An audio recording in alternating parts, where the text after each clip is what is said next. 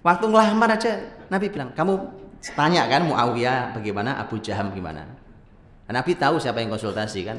Ini perempuan yang nggak cocok kalau suaminya nggak punya uang. Tapi orang memang tidak tahu masa depan. Tidak tahu masa depan. Yang berikutnya nanti antum kalau lihat kekayaan Muawiyah radhiyallahu anhu luar biasa. Itu pengusaha-pengusaha luar biasa. Bahkan mereka pemimpin-pemimpin luar biasa. Mereka berikan hartanya untuk akhirat. Jadi bukan segala urusan itu negara gitu loh Pak. Semua nungguin negara. Kesehatan ya kita tunggu negara lah. Walang kabut negara kan. Nanti ada urusan keuangan, ada kerugian, ada apa, semua negara. Urusan pendidikan semua negara bebannya. Yakin negara antum sudah miskin. Kan kemarin saya bilang semalam, negara antum itu sudah miskin, utang udah 4.000 triliun. Kalau masyarakat muslim ini masih kaya, alhamdulillah, yang miskin negaranya saja. Kalau masyarakatnya, jadi sudahlah. Katanya kalau betul antum tulus membela negara ini negara amanah dari Allah SWT. Kalau iya sudah nggak usah ngurusi negara ini. Artinya negara yang nggak usah dibebani lagi maksud saya. Jangan dibebani lagi. Jangan negara ini dibebani, sudah terlalu banyak bebannya. Sudah nggak sanggup mereka, negara sudah nggak sanggup berdiri, kan? Makanya kita bicara tentang ayo kita perbaiki, ujung-ujungnya juga minta dana negara. Ada anggarannya nggak Mas? Ya, Mas. Dulu sahabat nggak begitu Pak. Dari kantong mereka danai negara itu. Mereka tegakkan negeri ini. Betul mau perbaiki negeri ini, kita perbaiki negeri ini. Dari mana uang kita cari negaranya. Umat Islam negeri kaya. Ini kita tinggal di negeri yang masya Allah kaya raya. Nah, jadi Muawiyah contohnya itu miskin dulunya. Tapi memang dari sejak awal Pak, Muawiyah itu radhiyallahu anhu itu salah satu orang yang memang dididik oleh keluarganya, oleh bapak ibunya.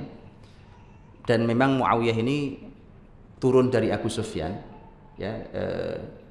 Jadi ini ceritanya panjang tentang nasab Arab, cuma saya cuma ingin sampaikan dari mulai Abu Sufyan itu memang kepemimpinan itu memang luar biasa pindah ke Abu Sufyan di nasab Quraisy itu. Nasab Quraisy kan ada banyak keluarga besar. Kemana turunnya kepemimpinan itu akan kelacak. Sampai terakhir itu di masa Abu Sufyan itu kepemimpinan turun di Abu Sufyan, sehingga ke bawahnya itu seperti Muawiyah putranya radhiyallahu anhu itu adalah orang yang memang termasuk orang yang punya, bahasa kita ini punya bakat kepemimpinan. Jadi nggak usah dididik jadi pemimpin pun pasti jadi pemimpin. Yang begini jumlahnya sedikit, jangan ini ya. Dan ini ada analisanya sendiri, kajian sendiri. Dan makanya waktu Muawiyah masih kecil, Pak, dimomong sama ibunya, Hindun binti Utsbah. Dimomong sama ibunya masih lucu-lucunya kecil gitu. Ada orang lewat, Pak. Ada orang lewat bilang, "Oh, luar biasa, ini anak yang luar biasa. Ini orang yang lewat ini orang yang kalau di Quraisy jahiliyah dulu punya apa bahasa kitanya ya? Bisa memandang masa depan gitulah ya." Orang-orang kayak gitulah tuh. Wah, ini calon raja Arab ini. Gitu. Ini calon raja Arab. Hindun sang ibu ketika dengar itu kalimatnya bukannya senang, marah, Pak. Kan orang bilang, wah ini luar biasa anak kecil ini calon raja Arab. Hindun marah. Celaka kamu. Malah dimarahi Pak. Celaka dia. Anakku ini celaka kalau nggak sampai bisa jadi raja dunia. Raja Arab tuh nggak main buat anak saya. Antum tahu? Nggak main raja Arab tuh. Nggak level Pak. Celaka dia kalau tidak menjadi raja dunia ini. Betulan Pak. 40 tahun jadi pemimpin, 20 tahun yang terakhirnya menjadi khalifah. Itu pemimpin dunia. Kalimat ibu tuh makanya hati-hati. Oke, lanjut. Zubair, tadi saya cerita tentang Zubair ya.